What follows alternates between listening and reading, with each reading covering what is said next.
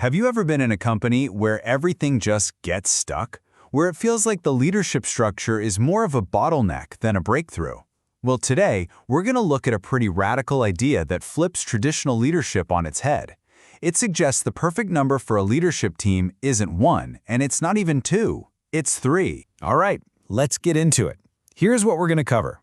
First, we'll talk about the leadership trap that so many companies fall into. Then, we'll introduce this new model, the triad, and the knowledge equation that actually makes it tick.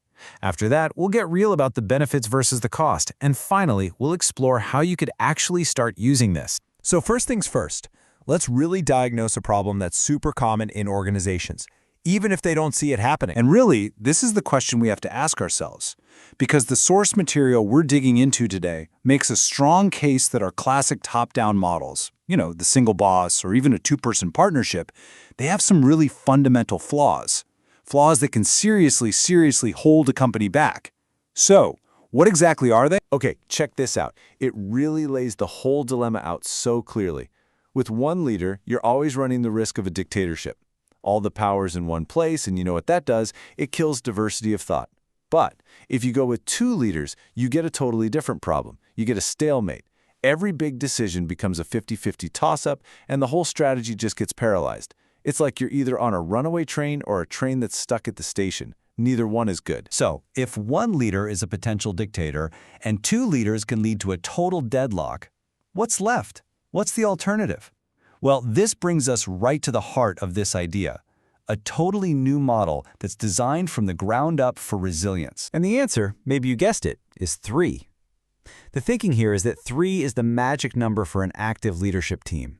It completely sidesteps the dictatorship problem, but more importantly, it has a built-in tiebreaker. You can't have a 50-50 split when there are 3 votes. It keeps things moving. But wait, there's more to it. The model also adds a +1. And this is the secret weapon.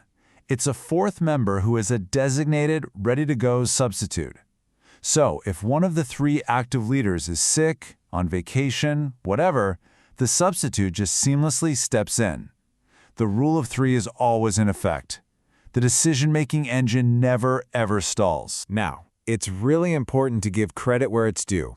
This whole concept is the brainchild of a designer and researcher named Larry Alexander Elizondo Villalobos. And his goal was to figure out a way to professionalize management, to decentralize all that concentrated power, and ultimately just build healthier, more effective teams. Okay, so you've got this 3+1 team structure. But how do they actually work together to make sure they're making better decisions? This is where we get into what the source calls the model's operating system. Now here's the absolute key. This isn't just about grabbing any 3 people and putting them in a room. It's built on a principle called knowledge complementarity. It means each leader must bring a different expertise to the table.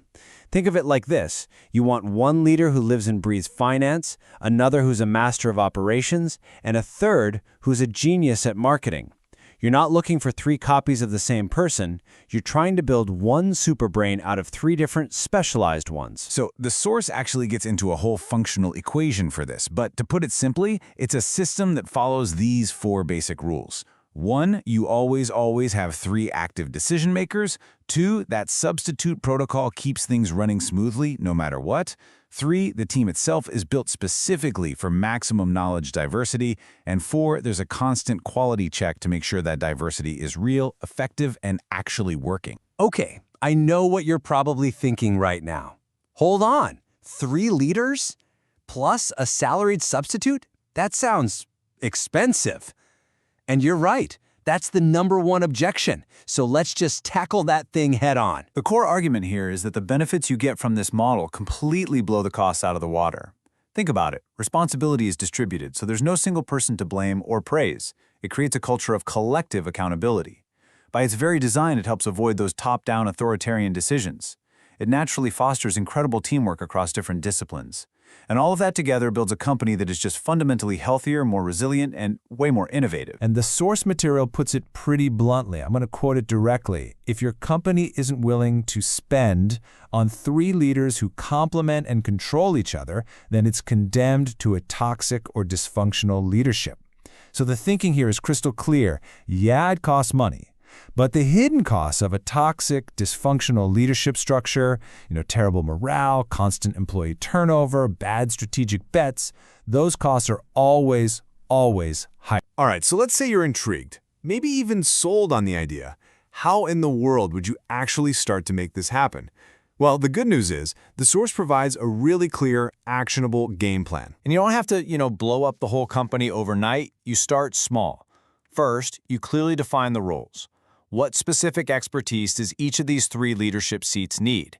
Then you build a super clear system for how that substitute rotates in. This next one's critical. You have to redesign how you evaluate performance, so success is measured collectively, not individually. And honestly, the best way to get started? Run a pilot program. Test it in one department or on one project. See how it works, learn from it, and adjust. And that really brings us to the final thought I want to leave you with. This whole model, it isn't just about making better day-to-day choices. It's about asking a much deeper, more fundamental question about your organization. Is your leadership structure built for resilience, for diversity of thought, and for real shared accountability? Or, without even realizing it, is it a single point of failure just waiting to break? That's a powerful question to think about.